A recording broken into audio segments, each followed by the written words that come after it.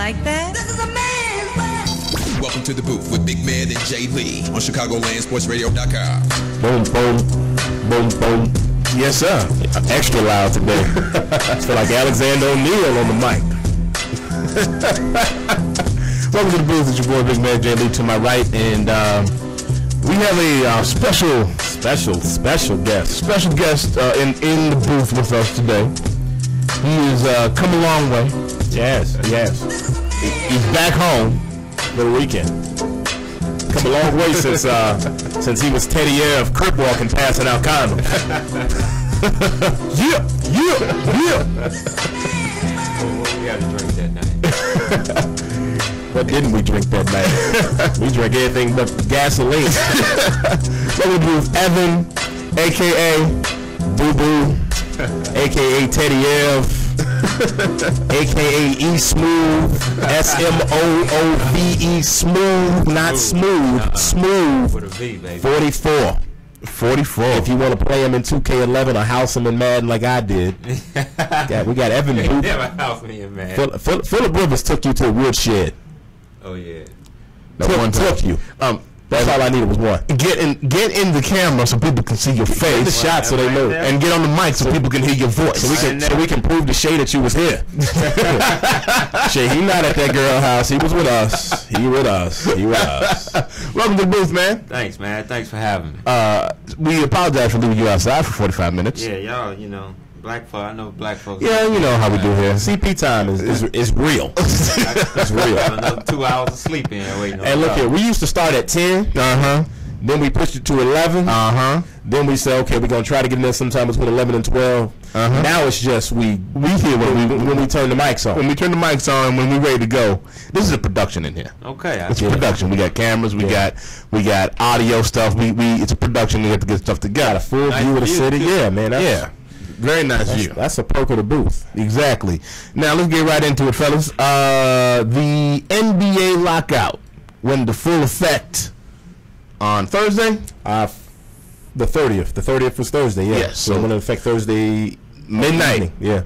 Midnight. So all league activities have ceased. If you are an NBA team and you tweet a player, you're gonna get fined $1 million. I heard David Stern is not playing. He's not playing at all. Don Corleone Stern. You know how he does. Godfather. Now let's talk about this. Whose fault is this? We've been hearing about this lockout for the last 3 years. Yeah. Who's at fault here? Anybody? Well, I'll tell you now. A lot of people are going to look and they're going to say it's the players' fault for being greedy and wanting more money. But I mean, how can you blame guys like Mike Conley, guys like the Saginaw Job, who's making $7 million a year? He's still making $7 million? Yeah, he's got like a year left on that deal. Like, owners make bad decisions, and they're paying these guys mid-level talents, in some cases, not star-level talents. Like Dan Gadzuric is making $8 million a year. You got Brendan Hayward making $9 million a year. Like, these are guys that aren't top-flight NBA talents, but they're getting paid like they're elite-level players. And these are owners making those deals. You can't blame the players for not turning those deals down. Right. If you offer me $9 million, I'm going to take it. I'm going to take it. I'm not going to say no. And it's fully guaranteed. I'm taking that deal. So this is the owner's fault for being idiots. $8 million a year for some of these guys. I agree. Evinn, you need to again slide back to the mic.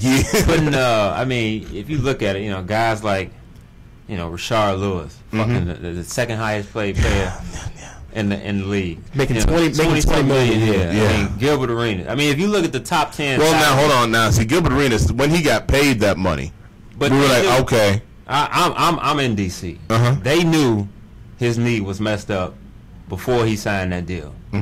They knew his knee was messed up pretty bad. I mean, if you look at the top 10 salaries in the NBA for next, if there is a next season, right?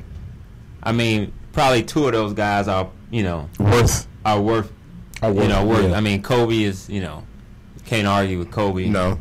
And I think Carmelo, Amari is probably in the top 10. But I mean, that Gilbert, no. Rashard Lewis, Agent Zero, Hibachi. Yeah, that Gilbert. Yeah, that Gilbert. Yeah, you can argue that because that Gilbert was only 25 years old, right? Yeah, and he was lighting the league up. He could score at will, could beat you off the dribble, had a deep jump shot. Rashard Lewis never deserved that money.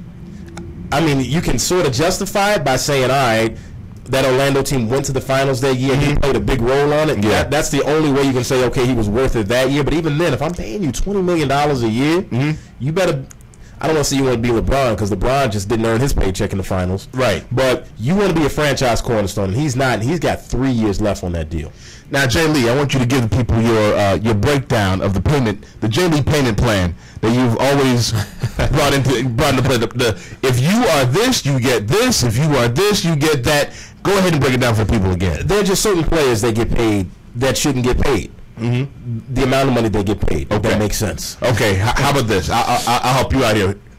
If I am a player, please give me a player. Let's say I'm not going to give you a name. I'm going to give you the player and what he can do. I got you. This man is probably the leading, maybe top 3 rebounder in the league, and plays really good defense. You can't get an offensive shot to save the right. So we'll just say no. We'll say Joakim Noah. Okay, go ahead. We'll say Joakim Noah, mid-level exception. Mid-level exception, $5 million. Dude, if I'm going to pay you $10-11 million a year, you have to be able to get me a tough bucket when I need a Serge tough bucket. Ibaka, he's coming up soon. Serge Ibaka, same thing. He's Serge Ibaka's value would go up if he played with a point guard like Chris Paul, Jason Kidd, Steve Nash, somebody that's going to set him up at the rim. But once again, if I can't get you the ball in the last few minutes of the game and say, go get me a basket, go win me the game, then you don't have that sort of value. I know, and this is where the agents start thinking, because you have somebody like David Lee who averaged 20 points and like 12 points a game, even though you can't tell him go get me a basket. But his agent said, look at the numbers. But listen, he's averaging 20 points a game. He's averaging 11 or 12 rebounds a game. That's damn near a max player. It has 20 and 10. It has to 20 and 10. It has to translate to victories. And not to mention that, I mean, owners gotta look at how that 20 and 10 was. I mean, if you averaging 20 and 10, but you getting 12 of your points off your own misses. Exactly. I mean, owners got to be owners and GMs. They get some of the blame too. I mean, you can't fall into that kind of trap. What about somebody like Kevin Love? He's coming up soon. No, is he a mid-level exception guy? If you max out Kevin Love, and I said this last week, you're making one of the greatest mistakes in the history of basketball, contract-wise. It's gonna happen. But it's gonna happen. It's gonna happen. But especially if he has another year like that. And I told you last year, what did he average? 20-something, 15? Yeah, down near 15. And how many wins did that translate to? What is it, 17? If you are a dominant big man in this league, and you average 20-something points and 15 boards, chances are your team is competing. But the word they are awful, though. Yeah, they are awful. But if you put Shaq on that team and you tell me Shaq's averaging 20 and 15, they're making the playoffs. If you put Dwight Howard on that team and you say Dwight Howard's averaging 22 and 15, that team is probably in the playoffs. Well, see, the thing about Kevin Love that's so interesting is that people around the league all say he's like a third banana. Everybody knows that. Everybody knows he's a third banana. Everyone knows that the stats are inflated, but he is a talented player. But then when it comes to negotiations, someone's going to lose their mind and max him out. Minnesota feels like they have to pay him because he's leaving. I mean, that's the only way, and I think that's what the problem with the NBA, because we want to blame the owners, but then what do these owners do?